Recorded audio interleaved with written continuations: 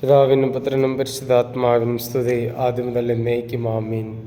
കർത്താവിൽ അനുഗ്രഹിക്കപ്പെട്ടവരെ, 25 നോയമ്പിൽ നമ്മൾ കർത്താവിനെ മഹത്വപ്പെടുത്തുകൊണ്ട്, ദൈവത്തെ സ്തുതിച്ചുകൊണ്ട് നമ്മൾ ഓരോ വ്യക്തികളും നമ്മൾ ജീവിക്കണം. ഈ ലോകത്തിൽ ജീവിക്കുന്ന ഓരോ വ്യക്തിയും ദൈവത്തിൻ്റെതായി ദൈവത്തിന് വേണ്ടി ജീവിക്കുന്നവരാണ്. പാപങ്ങളും കുറവുകളും എല്ലാ വ്യക്തികളിലുമുണ്ട്. പക്ഷെ അതിലപ്പുറത്ത് ദൈവം എന്നൊരു സത്യമുണ്ട്, ദൈവം എന്നൊരു യാഥാർത്ഥ്യമുണ്ട്. ഓരോ വ്യക്തിയെ നവീകരിക്കുകയും ഓരോ വ്യക്തിയെ ശുദ്ധീകരിക്കുകയും ഓരോ വ്യക്തിൻ്റെ ജീവിതത്തിൽ നിന്ന് അശുദ്ധിയെല്ലാം ശുദ്ധീകരിച്ചുകൊണ്ട് ഓരോ വ്യക്തിയെ ദൈവത്തിലേക്ക് ചേർക്കാൻ വേണ്ടിയാണ് നമ്മൾ ഈ ഭൂമിയിൽ വചനമനുസരിച്ച് ജീവിക്കുന്നത്.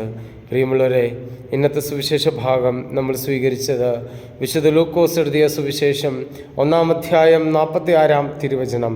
മറിയം പറഞ്ഞു, എൻ്റെ ആത്മാവ് കർത്താവിനെ മഹത്വപ്പെടുത്തുന്നു. പ്രിയമുള്ളവരെ, മറിയം പറഞ്ഞു, എൻ്റെ ആത്മാവ് കർത്താവിനെ മഹത്വപ്പെടുത്തുന്നു.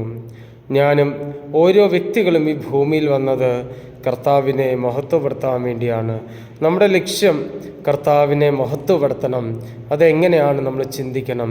എൻ്റെ ജീവിതം കൊണ്ട് ഞാൻ കർത്താവിനെ മഹത്വപ്പെടുത്തണം, എൻ്റെ പ്രവൃത്തി കൊണ്ട് ഞാൻ കർത്താവിനെ മഹത്വപ്പെടുത്തണം, എൻ്റെ ജീവിതത്തിലെല്ലാം ഈശോയിലേക്ക് ഞാൻ സമർപ്പിച്ചുകൊണ്ട് ഞാൻ കർത്താവിനെ മഹത്വപ്പെടുത്തണം.